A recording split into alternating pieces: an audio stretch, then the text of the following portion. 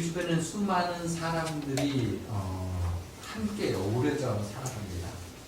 어떤 사람은 마음이 포근하고 따뜻한 사람이 있습니다. 이런 분들은 대체적으로 외향적 성향을 가지고 있죠. 어울리기를 좋아하고 함께 있는 것을 즐거워하는 사람들입니다. 사람에 관심이 많습니다. 그들이 주로 말하는 건 사람과 함께 있을 때 나는 에너지를 받습니다 하는 사람들이죠. 그들은 사람들과 함께 있을 때 활기 넘치는 삶을 삽니다. 그래서 장점이 사람들에게 대해 긍휼을 갖습니다. 그들에 대한 이해와 포용을 넓게 갖기 때문에 사람과 어울리는데 적당한 모습을 갖는 거죠. 이런 사람들을 관계중심적 삶이라고 이야기하죠. 또 이런 사람도 있습니다. 내향적, 내성적 성격의 사람들입니다. 많은 사람들이 있는 것은 좀 부자연스러워합니다. 혼자 있는 걸 좀 더 좋아하고 어울려서 일하는 것보다는 나 혼자 일하는 것을 훨씬 탁월하게 잘하는 사람들입니다. 그래서 이분들은 자신에게 맡겨진 일이 있으면 정말 충성되이 일을 잘 감당합니다. 이분들은 절제도 합니다.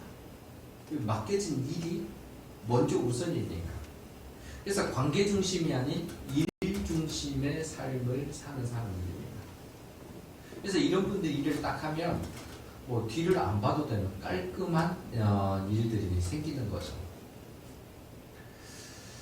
공동체 안에는 외향적이거나 내향적이거나 아마 내성적인 성격을 가진 사람이나 그렇지 않는 사람이나 여러분들이 섞여서 살아갑니다. 이분들이 어울려졌을 때 공동체가 만들어지는 거고, 그래서 하나님께서 달란트로 주신 긍휼을 가진 사람이든 충성을 가진 사람이든 아니면 포용을 가진 사람이든 아니면 일 중심의 사람이든 상관없이 모두가 비빔밥처럼 어울려져 있다는 거죠. 누가 더 낫고 누가 더 못한 것은 없습니다. 공동체 안에는 모두가 필요합니다. 여러분 비빔밥을 아시죠? 비빔밥을 하는데 어느 것 하나만 더 들어가면은 조금 먹기에 불편합니다. 아무리 맛있는 고기라 할지라도 비빔밥 안에 고기만 있으면 먹기가 어렵죠. 야채도 버무려져 있어야 합니다. 야채만 있으면 또 그게 먹기도 그렇죠. 고추장도 적당히 버무려져 있어야 비빔밥이 되는 것처럼 공동체는 어울려지는 사람, 나와 다른 사람이라 할지라도 함께 어울려질 때에 하나님이 주신 달란트가 다르다 할지라도 그 다른 것이 어울려질 때에 공동체가 만들어진다는 거죠. 다양한 은사와 서로 다른 지체들이 모여서 공동체를 이루는데 우리는 이 공동체를 교회라 부릅니다. 또 여기에 모인 분들을 목천 교인, 목천 성도라고 부릅니다.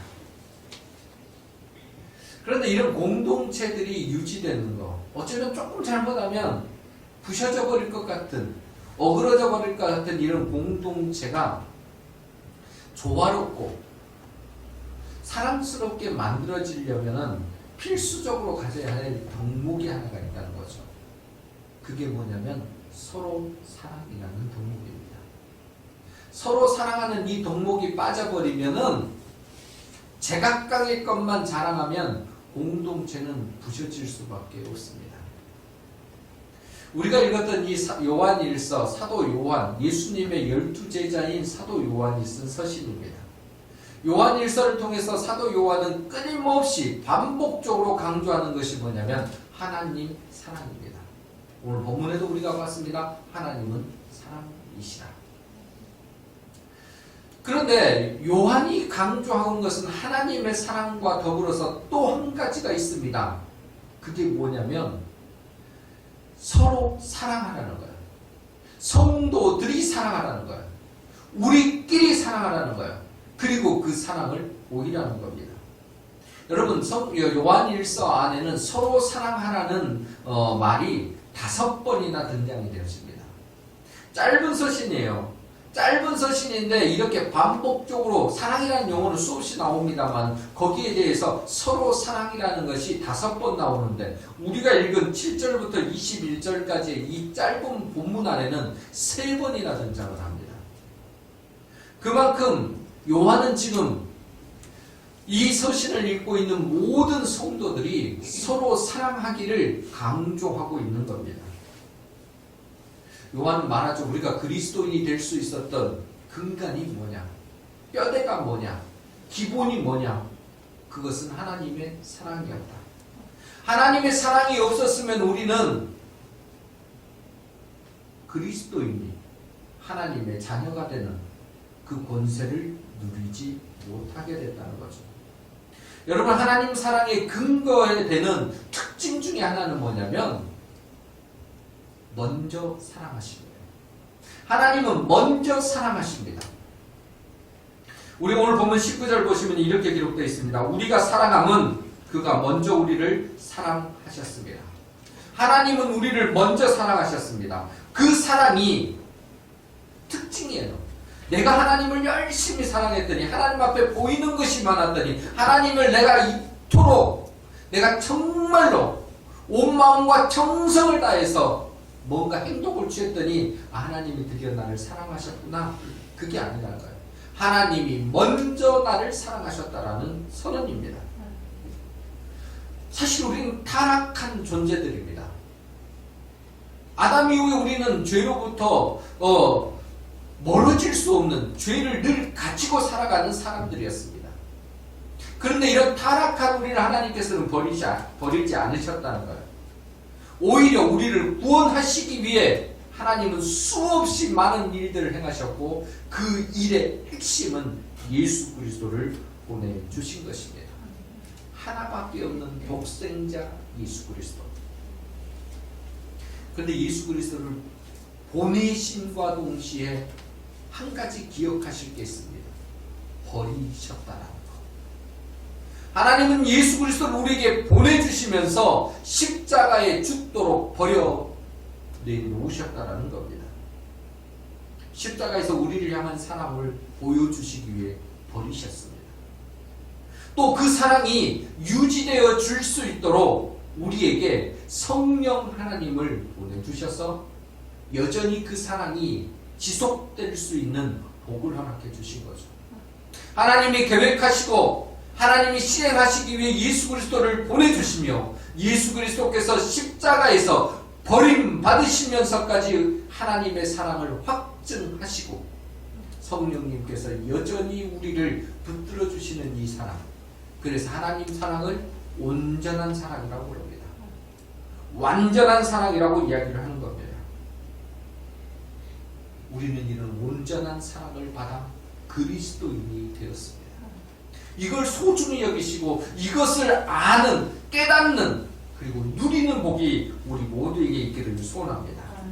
우리는 온전한 사랑을 받아서 그리스도인이 되었는데 사실 이 온전한 하나님의 사랑에는 조건이 없습니다. 누구든지 이 사랑을 받을 수 있습니다. 이 사랑은 부족함이 없습니다. 채우고도 남음이 있습니다. 이 사랑에는 우리가 지불해야 될 값이 없습니다. 값없이 받은 사랑이라는 거죠. 오직 베풀어 주신 사랑만 있습니다. 십자가에서 그 사랑을 실제로 보여주신 겁니다. 오늘 9절 말씀이 그렇게 되어 있죠. 하나님의 사랑이 우리에게 이렇게 나타난 바가 무엇입니까? 하나님이 자기의 독생자를 세상에 보내심은 그로 말미암아 우리를 살리려 하십니다. 살리는 방법은 딱 하나였습니다. 십자가에 버림받도록 내버려 두시고 십자가에서 다시금 살리시는 그 사건입니다. 우리는 십자가의 사랑으로 살아난 사람들입니다. 죄 때문에 죽은 자가, 죄로 인해서 고통받았던 자가, 죄로 인해서 갈 길을 잃었던 자가 대속의 십자가 사랑으로 우리는 회복되어지고 그 은혜로 살아났습니다. 우리가 사복음서를 읽어보면서 이 사복음서 안에서 예수님이 특별히 십자가에 달리는 그 장면, 복음서의 끝자락에서 모두 다 기록하고 있는 이 장면에서 하나님의 마음을 읽으신 적은 있으십니까? 십자가에 달리신 분은 우리 주 예수 그리스도이십니다. 그런데 그분은 독생자 예수이시죠. 누구의 아들이십니까? 하나님의 아들이십니다. 그런데 아들이 십자가에 달려 있습니다. 그런데 그 십자가에 달리신 예수 그리스도의 모습을 보면 그 몰골이 너무도 처참합니다. 온몸은 채찍에 맞아서 찢기고 상해 있습니다. 손은 못이 박혀 있고요. 창으로 옆구리가 찔려 있습니다. 머리에는 가시면류관이 씌어져서 머리에서부터 해서 온몸에 피가 흘러 있습니다. 가지고 있던 몸 안에 있는 물은 쏟아지기 시작합니다. 예수님께서는 말할 수 없는 고통 가운데 그 아픔 가운데서 십자가에 매달려 계십니다. 그리고 그곳에서 죽으셨습니다. 그런데 성경은 이 광경을 보고 계시는 하나님에 대한 표현을 하나도 기록하고 있지 않습니다. 어쩌면 하나님의 마음을 한 번 정도 기록할 만도 하는데 하나님에 대한 기록이 없다라는 겁니다. 기록이 없다 그래서 하나님의 마음을 모를까요? 십자가상에서 고통을 당하신 예수님 얼마나 힘드셨는지 우리가 압니다. 그런데요, 그걸 지켜보고 계신 아비의 마음을 가지신 하나님, 부모의 마음을 가지신 하나님의 마음은 어떠했을까요? 정말 고통스럽고 쓰라리고, 그런데 이것을 표현하지 못하고 속으로 그것을 담고 계셔야 하는 하나님은 오히려 더 고통스럽고 힘드셨을지 모릅니다. 더 아픈 거죠. 표현하면 나을 수도 있는데 표현하기도 참고 계시는 그 하나님의 마음이 십자가에서 읽혀지셔야 합니다. 하나님께서는 십자가에서 죽으시는 예수님을 보시면서 참으셨습니다. 고통을 참으시고 정말 찌르는 듯한 아픔을 참으셨습니다. 왜요? 왜 참으셨습니까? 다 한 가지입니다. 우리를 살리기 위해서. 우리를 살리기 위해서 십자가에서 참으시고 우리에 대한 하나님의 사랑을 확증하셨습니다. 우리를 사랑하시기에 너무나 큰 그 고통을 참으신 것입니다. 여러분, 우리는 이런 과분한 사랑을 받아 그리스도인이 되었습니다. 하나님의 자녀가 됐다는 거예요. 우리가 사랑을 받을 만한 무언가가 있어서가 아닙니다. 우리는 허물과 죄로 인해서 하나님과 멀어진 자들입니다. 우리의 삶을 보시면, 아니 지난 한 주만 보더라도 하나님을 배반하는 일들이 얼마나 많았습니까? 하나님께서 싫어하시는 일들을 자주 행하는 우리 아니었습니까? 그럼에도 하나님께서는 자기 아들을 아끼지 아니하시고 자기 아들을 아끼지 아니하시고 우리를 사랑해 주셨습니다. 일방적인 사랑이요, 아낌없이 쏟아부으신 사랑이요, 우리가 갚을 길 없는 사랑입니다. 사도 요한은 이런 하나님의 사랑을 먼저 깨닫고 그것을 누렸던 사람입니다. 그 사랑이 얼마나 큰 것인지, 얼마나 감동적이고 일생 중에 가장 소중한 것인지를 그는 깨달았기 때문에 사도 요한은 입만 벌리며 말했습니다. 하나님의 사랑, 그 사랑을 가지라고, 너희도 그 사랑을 행동을 취해라고. 요한 서신에서, 요한 1서, 2서, 3서, 요한복음 안에도, 그리고 요한 계시록 안에도 하나님의 사랑을 끊임없이 드러내 보였던 사람입니다. 그리고 말합니다. 우리도 너희도 나처럼 요한처럼 하나님의 사랑 안에 들어와 사랑의 사귐을 알고 그 사귐을 하면서 하나님의 자녀다운 복된 누림을 간직하라고 그 삶을 살라고 우리에게 말하고 있는 겁니다. 그런데 안타까운 것은 세상과 믿음이 없는 사람들은 하나님의 사랑을 온전히 깨닫지 못하고 그래서 그 깨닫지 못하는 결과가 하나님의 사랑을 의심한다는 겁니다. 두려워합니다. 왜냐하면 사랑 안에 들어와보지 못하고 사랑이 없기 때문이죠. 본문 19절, 18절 말씀입니다. 사랑 안에 두려움이 없고 온전한 사랑이 두려움을 내쫓나니 두려우면은 형벌이 있습니다. 두려워하는 자는 사랑 안에서 온전히 이루지 못하였느니라. 여러분, 죄에 빠진 사람들의 특징은 두려움입니다. 두려운 거예요. 죄를 하나님 말고도 우리 가운데만 있는 죄를 가지고 있는 사람도 누군가 내 이름만 불러도 깜짝깜짝 놀랍니다. 누구는 그렇게 부른 것이 아닌데 자기 혼자만이 알고 있는 두려움이 있기 때문에 누군가 부를 때 깜짝 놀랍니다. 그런데 이 놀람은 원래 아담에서부터 시작된 놀람입니다. 이 두려움은 아담과 하와로부터 시작된 두려움입니다. 아담과 하와가 에덴 동산에서 뱀의 꾀임에 빠져서 죄를 짓고 나서 하나님의 부르심 앞에 그들은 숨었습니다. 숨은 이유를 물어보시자 말합니다. 두려웠습니다. 두려웠습니다. 그들은 아담은 하나님이 두려워 숨었습니다. 죄로 말미암아 들어온 것이 뭐냐면 두려움입니다. 사귐과 사랑의 대상인 하나님으로부터 멀리 떨어질 수밖에 없는 죄라는 가로막이 우리를 하나님으로부터 멀어지게 만들었던 겁니다. 세상은 우리를 계속 이런 두려움에 사로잡혀 살게 합니다. 마귀는 끊임없이 우리를 괴롭힙니다. 두렵게, 또 두렵게. 하지만 하나님께서는 이런 두려움에 사로잡힌 우리를 위해 하나님의 사랑을 주셨습니다. 십자가 사랑의 온전함을 보여주셨습니다. 그리고 우리가 두려움을 몰아내고 하나님의 은혜 안에 살기를 원하십니다.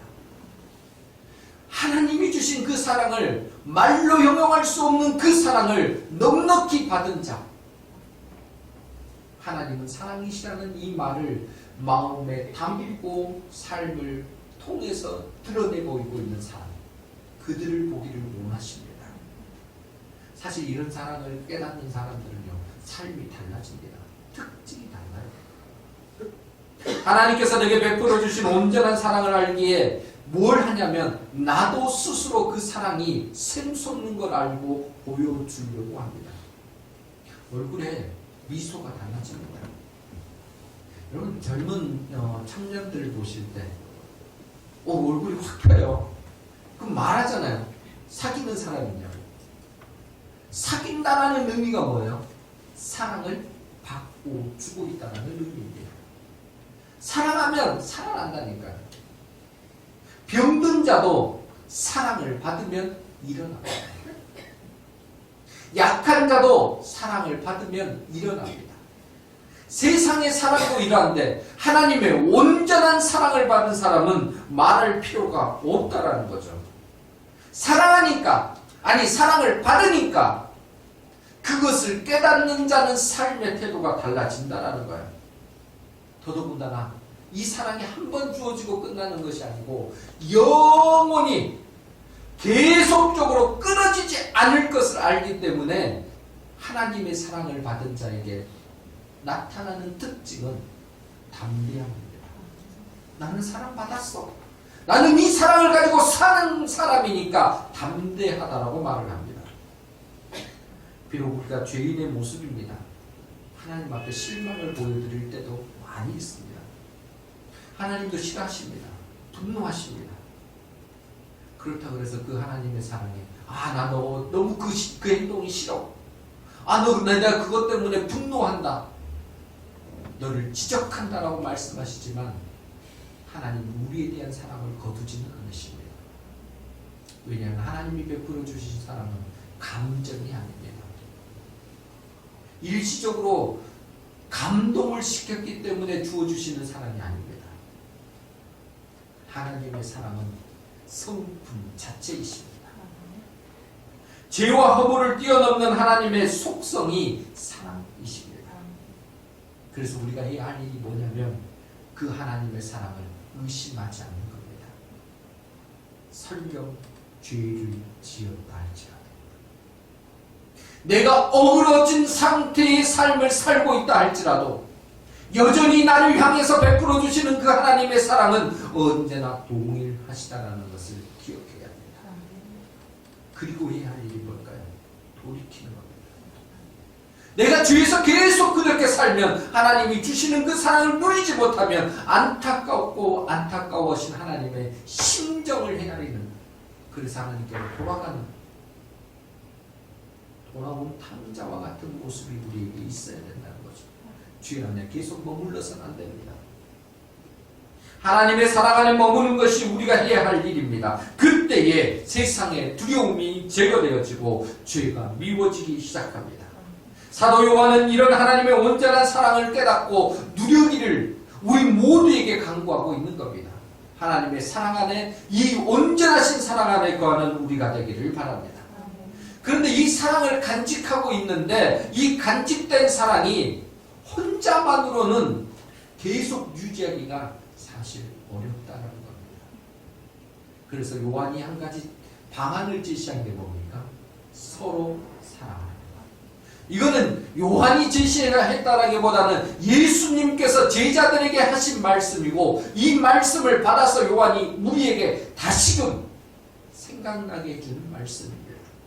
11절 말씀입니다. 사랑하는 자들아, 하나님이 이같이 우리를 사랑하셨은즉 우리도 서로 사랑하는 것이 마땅하도다. 하나님께서 온전한 사랑으로 우리를 사랑하셨듯이 우리도 사랑해야 되는데, 이것이 뭐라고 이야기합니까? 마땅하다는 거예요. 사랑받은 자는 사랑을 그대로 가지고만 있는 게 아니라 베푸는 것이, 보여주는 것이 마땅하다는 거예요. 지극히 당연하다는 거죠. 어떻게 해야 됩니까? 서로 사랑하고. 하나님께서는 우리가 하나님을 사랑하고 하나님을 보고 싶고 하나님과 함께하고 싶은 것을 아십니다. 하나님은 전능하시니까 우리의 마음을 헤아리십니다. 그런데 그냥 하나님은 내가 너 알아 이 정도가 아니라 우리가 그 하나님 사랑하는 것을 좀 드러내 보이기를 원하신 거예요. 하나님 나 이렇게 사랑합니다. 자녀들이 부모를 향해서 사랑합니다라는 말을 표현하지 않으면 사실 부모도요, 내 자식들은 날 사랑하지라는 걸 알지만 조금은 그렇지 않습니까? 언제요 근데? 와가지고 귓속말 합니다. 사랑한다. 와가지고 표현을 합니다. 뭐 율동을 해주든지 뭐 이런 거 할 때 뭐라 그래요? 깔깔깔깔 웃으면서 너무너무 좋아하는 거죠. 하나님도 그러십니다. 그런데요, 하나님만 그런 게 아니라 부모만 그러는 게 아니라 표현하는 자신도 깨닫게 되는 게 있죠. 나 부모님을 사랑해. 하나님을 사랑해. 네 스스로가 그걸 드러내 보이면서 나는 사랑하고 있구나라는 것을 확인할 수 있다는 겁니다. 하나님은 그 행실을 우리가 나타내기를 원하십니다. 하나님을 위해서도 그렇지만 우리 스스로를 위해서 더더욱 그렇습니다. 확인하라는 거예요. 서로 사랑함으로써. 근데 서로 사랑하니까 서로가 누구냐는 거예요. 서로라고 그랬잖아요. 서로를 누구로 대상을 삼을까? 성경은 이야기합니다. 멀리 가지 않습니다. 성경은 바로 옆입니다. 네 옆에 있는 사람, 나와 함께하는 사람, 나와 말을 건네고 나와 눈빛을 마주하고 내 마음을 같이 하는 사람과 서로 사랑하라고 이야기합니다. 공동체가 만들어지는 모든 곳에 서로 사랑이 있어야 합니다. 가족 간에, 형제 안에, 직장 안에, 특별히 교회 공동체 안에 이 서로 사랑이 가득해야 합니다. 왜냐하면 그 공동체 안에 서로 사랑이 이루어질 때 하나님의 역사가 일어나 버리기 때문입니다. 예수님께서 십자가에서 우리에게 보여주신 게 뭐니까 하나님이 우리를 사랑하신 것을 확증하신 거잖아요. 그런데 그 확증의 내용이 뭐냐면 우리의 허물과 죄를 덮어버리시는 거예요. 씻어버리시는 거예요. 온전케 해주시는 거예요. 그러시면서 우리에게 하신 말씀이 뭐냐면 내가 보여준 것처럼 너희도 이렇게 사랑하라고 말씀하신 거죠. 그런데 이 삶을 실천한 것이 뭐냐면 오순절 마가다락방에서의 사건입니다. 예수님이 부활하시고 나서 오순절 마가다락방에서 제자들이 모여서 기도를 했습니다. 근데 무슨 기도를 했을까요? 예, 주님 오십시오, 성령님 임하십시오 기도했겠죠. 그런데 보다 더 조금 더 구체적으로 우리가 생각을 한다면 제자들이 서로를 보면서 무슨 생각을 했을까요? 보니까 허물만 보여요. 내가 가진 허물, 또 그들이 가진 허물이 보이기 시작하는 거죠. 그 허물에 대해서 이야기하지 않았을까요? 미안해. 내가 너희들보다 더 높아지려고 했어. 항상 그 마음 가지고 있었는데 미안해. 우리를 지어서 우리끼리끼리 했던 거 미안해. 서로 간에 주고받았던 과거의 잘못된 일들, 예수님을 따라다니면서도 묵은 감정들을 가지고 있었던 것, 그것들 나누고 회개하지 않았을까요? 서로가 서로에게 나 이런 것들이 있었는데 미안해 하면서 용서를 구하는 거 아니었을까요? 서로가 회개하고 용서가 되어지면서 그들은 드디어 뭐가 됐습니까? 하나가 되었습니다. 성령 안에서도 하나가 되었고 서로들 가운데서도 진정한 예수님의 제자로서 거듭나는 순간입니다. 그때 일어난 게 뭐예요? 오순절 마가의 다락방 사건 이후에 그들은 놀라운 복음의 사람들이 되었습니다. 하나님의 쓰임받는 공동체, 하나님의 쓰임받는 사람들로 거듭나게 되었다는 겁니다. 이렇게 서로 사랑합니다. 놀라운 강력한 힘을 가져오는 동기가 되어지는 겁니다. 우리 교회에서도 이런 서로 사랑이 일어나기를 소원합니다. 우리의 약점과 못한 것들이 드러나도 용납되는 공동체, 조금은 포개어주고 감싸주고 덮어주고 이끌어주는 공동체가 서로 만들어지기를 소원합니다. 이를 위해서 내가 좀 잘하면 되지 않겠습니까? 오래전에 발표된 건데 지금도 뭐 활동을 합니다. 트로트 CCM 가수라고 그러죠. 구자욱 목사님. 뭐 들어보셨을 거예요. 우리 교회에서도 성탄절에 이걸로 율동도 하고 뭐도 했지 않습니까? 근데 그 중에 한 곡이 우리가 잘하자라는 곡입니다. 우리가 잘하자, 이 가사를 한번 보면 이렇게 되어 있죠. 우리가 좀 잘하자, 좀만 더 잘하자. 더 이상 주님의 얼굴에 먹칠은 하지 마라. 우리가 좀 잘하자, 좀만 더 잘하자. 우리가 얼마나 멋진 분을 따르는지 삶으로 보여주자. 싸우지들 말고 주님의 삶을 생각해보자. 그분이 높이 오르려 하셨는가? 욕심 그만 부리고 주님의 삶을 묵상해보자. 그분이 더 가지려 그렇게 있으셨는가? 좀만 더 잘하자. 진짜 좀 잘하자.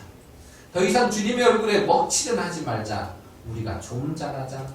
정말로 잘하자. 우리가 얼마나 멋진 분을 따르는지 삶으로 보여주자. 가사를 쭉 생각을 해보면서 이게 막 그 높낮이, 제가 읽어드리는 그것이 그 높낮이에 맞춰서 한 거예요. 부르지 못해서 아쉽습니다. 근데 이 삶을, 이 가사를 조금 생각해 보면 우리 삶을 돌이키게 하는 가사들입니다. 우리가 살아오는 건 뭐야? 너 좀 잘해. 야, 너 좀 잘해야 되는 거 아니야? 너만 잘하면 돼. 라는 말을 달고 사는 우리들 아닙니까? 그런데 예수님은 먼저 잘하셨어요. 하나님은 먼저 사랑하셨어요. 그리고 우리에게 그 사랑을 보여주라고 이야기하시는 거죠. 내가 잘하는 거 주님은 보기 원하십니다. 내가 먼저 하는 거 주님은 보기 원하십니다. 예수님이 사랑의 본을 하나님이 먼저 보여주신 것처럼 우리도 그 사랑의 본을 따라 서로에게 사랑을 보여주는 사람들이 되었으면 좋겠습니다. 무엇부터 시작할까요? 우리 진심을 담긴 언어부터 시작하십시오. 우리 입부터 시작을 하시자. 가장 많이 벌리는 거니까. 따뜻하고 위로가 되는 말, 격려와 용납이 되는 말을 사용하십시다. 그걸로 서로 사랑하십시다. 후벼파는 말, 찌르는 말,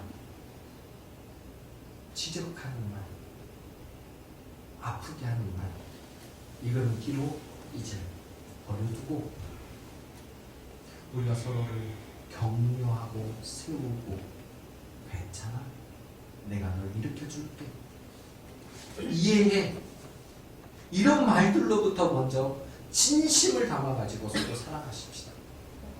그런데 이 서로 사랑하는 것이 입술로 끝나지 말고 이제 그 서로 사랑한 것이 입술로 되어졌으면, 진심을 다해서 입술로 그거를 벌렸으면 행동으로 취해보십시다. 감정만 가지고 우리가 사랑할 수는 없잖아요. 구체적으로 돕는 게 좀 있어야 행동을 보이는 것이 사랑 아닙니까? 굶주린 사람이 눈에 보이면 나랑 한번 식사할까?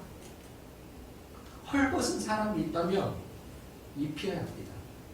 아픈 이가 있다면 치료할 수 있는 방법을 서로 찾아주어야 합니다. 마음을 나누고 시간을 나누고 물질을 나누면서 서로를 돌아보고 섬기는 공동체를 만들어가야 합니다. 이 공동체가 우리 목천 공동체가 되기를 소원합니다. 하나님께서 우리에게 요구하시는 사랑이 바로 이것입니다. 서로 사랑하는 것. 사랑하는 공동체로서 진짜 공동체를 만들어가는 것. 이것이 우리가 가야 될 그 모습입니다. 바라기는 우리 안에서 서로 사랑이 이제 우리끼리 이루어졌다면 조금 더 커지기를 바랍니다. 더 크게 서로 사랑할 수 있는 기회를 가졌으면 좋겠습니다. 예전에 우리 교회가 했던 국수봉사처럼 지역을 향해 또 사회를 향해 힘들어하는 이들을 향해 우리의 손을 내보일 수 있는 교회가 됐으면 좋겠습니다. 저에게는 잊지 못하고 여전히 가슴을 뛰게 하는 사건들이 몇 가지 있는데, 그 중에 하나가 2009년 여름에 네팔로 갔던 단기 선교입니다. 2009년 여름에 바퍼로 유명한 다일 공동체와 함께 네팔로 의료 선교를 인도에서 간 적이 있습니다. 그 중에 의료 선교도 했습니다만 바퍼 사역을 하는데 마누하루라는 그 지역에서 정말 취약한 지역이에요. 동네에는 강물이 흐르는데 그 물이 시커먼 물입니다. 그러니까 땅도 흙도 까만 흙이지만은 강물 자체가 검해요. 근데 거기에 바퍼 공동체가 세워졌고 그들에게 밥을 이렇게 배식을 하는 거죠. 갈 때 마음은 그랬어요. 아, 그냥 이들에게 그 지역 사람들에게 밥 한 번 배식하러 가는구나. 그런 마음으로 갔다가 말할 수 없는 하나님의 은혜를 크게 경험을 했습니다. 갔는데 벌써 시작도 안 했는데 줄이 쫙 서 있습니다. 1시간 전에. 오전 10시에 밥을 시작을 이렇게 배식을 하는데 정말 줄이 많이 서 있어요. 근데 아이들은 정말 걷기만 해도 걸을 수만 있는 아이들부터 해가지고 다 큰 어른까지 쭉 줄을 서 있는데 뭐 가족들이 나오는 사람, 여러 사람들이 있었습니다. 밥도 준비를 다 끝내놓고 배식 준비를 끝내놓고 기다리는 사람들에게 밥을 주려고 하는데 조금은 둘 다 어려요. 근데 누나일 것 같은데 이 아이가 와가지고 자기도 배가 고플 텐데 배식 그거를 동생 거부터 달라고 하는 거야. 그리고 동생을 챙겨주는 거야. 그래서 물어봤죠. 쟤네는 뭡니까? 남매인데 부모가 없어요. 그래서 이 남매가 누나가 동생을 어린 아이가 이 아이를 돌봐주는 거야. 지금 우리나라 같은 경우는 고아원 보내고 뭐 이렇게 보호시설에 보면 그런 데는 거기가 그런 게 없습니다. 지들끼리 사는 거예요. 더 가슴 아픈 건 어린 나이에 엄마가 된 아이가 있었다는 거예요. 서로 폭행을 당한 거죠. 근데 아이를 낳았어요. 근데 이 아이를 밥을 먹여야 되는데 진짜 어린 아이가 중학교 2학년 정도밖에 되지 않는 아이가 그 어린 아이를 데리고 와서 밥을 먹이러 줄을 서 있는 거예요. 밥 한 끼 먹는데 아이들이 눈이 초롱초롱해요.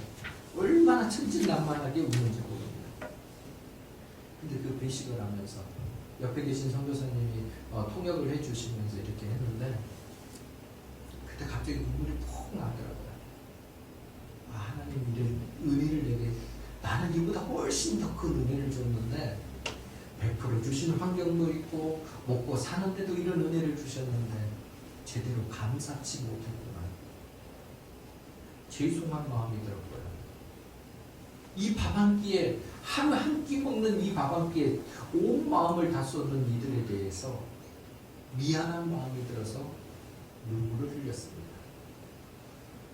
저는 그들에게 작은 밥이라는 배식 하나를 주러 갔는데 하나님께서 깨달아 주신 하나님의 사랑, 내게 베풀어 주신 사랑, 그리고 이들도 사랑하고 계신다라는 그걸 깨닫게 해주시면서 은혜라는 커다란 선물을 가지고 돌아왔던 기억이 있습니다.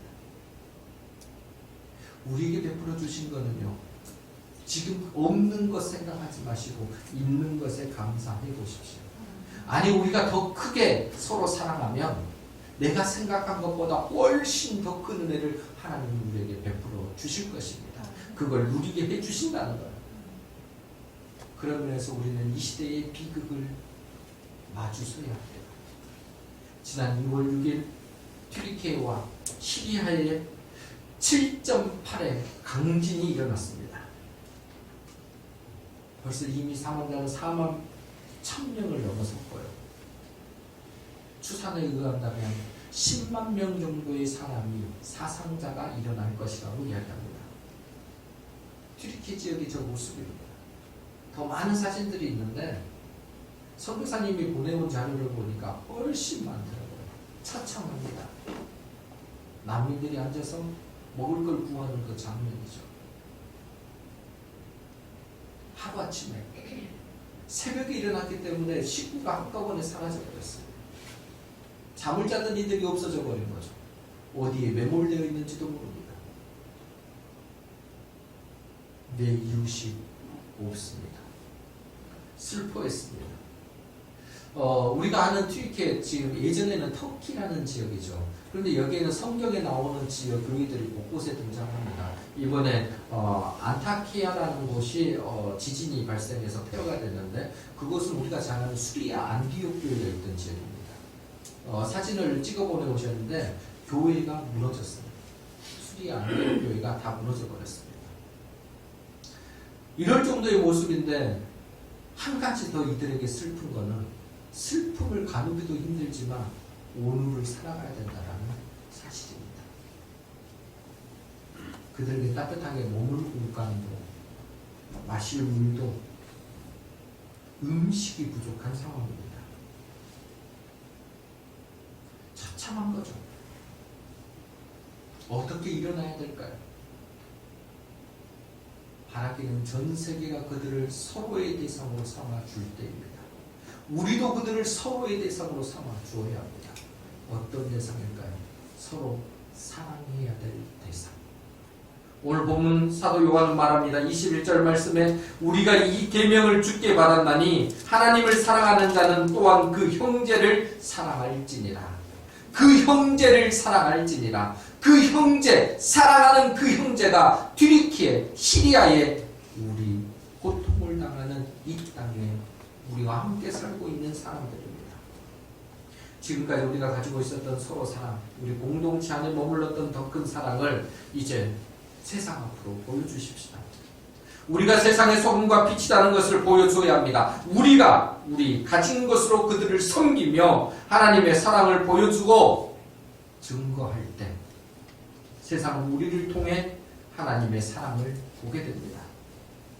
그래서 우리는 다음 주에 튀르키예, 시리아 이 지진 피해를 당한 백성들을 위해서 특별 헌금을 하려고 합니다. 그들에게 우리가 헌금을 하고 그 모금되어진 것을 총회로 보내서 그들에게 실질적 도움이 되도록 선교사님들에게 전달될 예정입니다. 우리 한 주간 동안 기도하시면서 이 튀르키예와 시리아를 위한 우리의 사랑을 보여주십시다. 사랑하는 성도 여러분, 우리는 하나님의 과분한 사랑을 받아 그리스도인이 되었습니다. 자격이 되지 않고 허물과 죄만 가득한 사람이었습니다. 하지만 십자가의 온전한 사랑이 우리를 변화시켰습니다. 하나님의 온전한 사랑을 받은 우리는 세상의 그 사랑을 확인시켜 주어야 합니다. 나 사랑하고 있어. 난 사랑받은 사람이야. 서로 사랑을 보여주는 우리가 되기를 소원합니다. 이제 우리 입술은 따뜻한 말과 위로로, 우리의 행동은 섬김과 나눔으로, 먼저 내가 자랑으로 나타내주는 주의 백성들이 되시기를 바랍니다. 우리 안에 서로 사랑해서 이제 더 큰, 그리고 더 커진 사랑으로 우리 목천구육 공동체가 세상에 드러내는 그 삶을 살아가는 우리 모두가 되기를 주님의 이름으로 간절히 부탁드립니다.